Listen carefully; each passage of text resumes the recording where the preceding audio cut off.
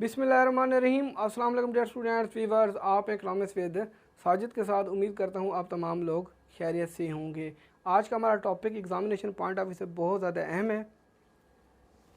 Given a demand function P is equal to 30 minus 2Q, the margin revenue function can be found by first finding total revenue function if Q is equal to 4। ये हमारे पास demand function है। Total revenue को find करते हैं, margin revenue को find करते हैं और Q बराबर है 4K। अब हम डिमांड फंक्शन लिखते हैं। P is equal to 30 minus 2Q। Total revenue मालूम करते हैं। Total revenue is equal to, total revenue को मालूम करने के लिए प्राइस को क्वांटिटी के साथ मल्टीप्लाई करते हैं। प्राइस मल्टीप्लाई क्वांटिटी, तो हमें टोटल रेवेन्यू मालूम हो जाता है। Total revenue is equal to, price की जगह उसकी वैल्यू को पुट करते हैं 30 माइनस 2Q और मल्टीप्लाई करते हैं Q के साथ।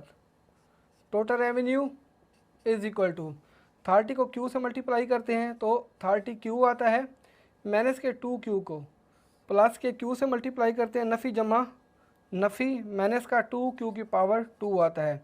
ये हमने मालूम किया है टोटल रेवेन्यू का फंक्शन। अब हम मालूम करते हैं मार्जिन रेवेन्यू का फंक्शन, यानी मार्जिन रेवेन्यू को मालूम करते हैं। मार्जिन रेवेन्यू को मालूम करने के लिए टोटल रेवेन्यू का डेरिवेटिव लेंगे विद रिस्पेक्ट टू Q, तो हमें मार्जिन रेवेन्यू मालूम हो जाता है। Q यहाँ पे वेरिएबल है, यानी क्वांटिटी वेरिएबल है। Margin revenue is equal to DTR over DQ। Exam में इस तरह भी लिख सकते हैं, इस तरह भी लिख सकते हैं। Is equal to D with respect to DQ। With respect to Q का डेरिवेटिव लेते हैं। यहाँ पे टोटल रेवेन्यू का फंक्शन लिखते हैं, यानी उसकी वैल्यूज़ को लिखते हैं 30Q माइनस 2Q की power 2। Margin revenue is equal to, Q का कोफिशिएंट है 30, तो यहाँ पे 30 आता है, माइनस 2Q की पावर 2। यहाँ पे पावर रूल का इस्तेमाल करते हैं।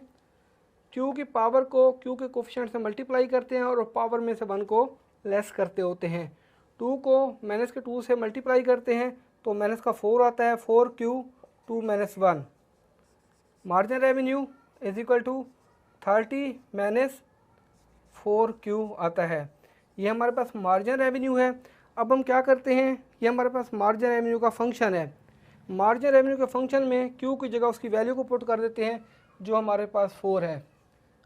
Margin revenue is equal to 30 minus 4Q।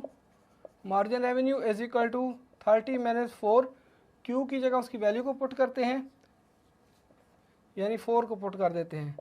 Margin revenue is equal to 30 minus के 4 को प्लस के 4 से मल्टीप्लाई करते हैं, जमा नफ़ी नफ़ी, तो माइनस का 16 आता है।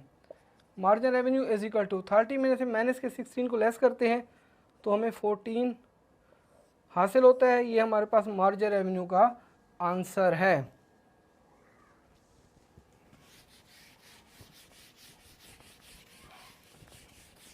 अब हम पार्ट बी को सॉल्व करते हैं।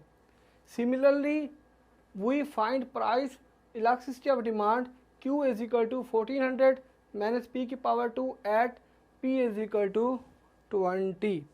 कीमत लचक मालूम करते हैं। प्राइस इलास्टिसिटी ऑफ डिमांड को मालूम करना है। प्राइस इलास्टिसिटी ऑफ डिमांड का फार्मूला लिखते हैं। Price elasticity of demand DQ over DP, P over Q। Demand function लिखते हैं। Q is equal to 1400 minus P की power 2। Q is equal to 1400 minus P की जगह उसकी वैल्यू को पुट करते हैं क्वांटिटी को मालूम करने के लिए। P की वैल्यू हमारे पास 20 की power 2। Q is equal to 1400 minus 20 का स्क्वायर लेते हैं, 400 आता है। Q इज इक्वल टू 1400 में से 400 को लेस करते हैं तो हमारे पास 1000 आता है। ये हमने क्वांटिटी फाइंड की है। यहाँ पे लिखते हैं क्वांटिटी है हमारे पास 1000। अब हम D Q over D P यानी P का डेरिवेटिव लेते हैं with respect to P। D Q over D P is equal to D with respect to D P.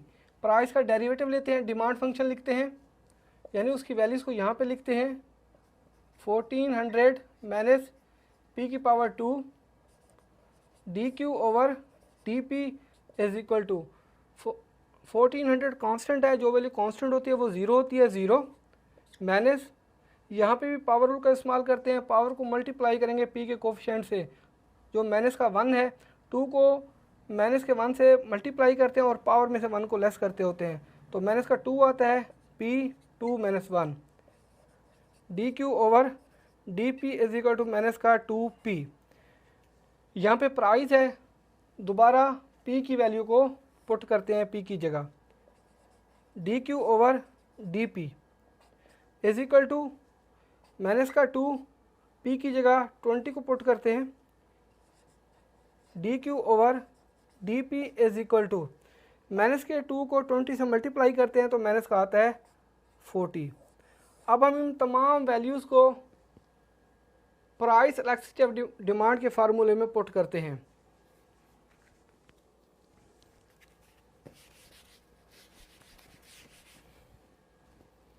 Formula लिखते हैं price elasticity of demand D Q over D P P over Q।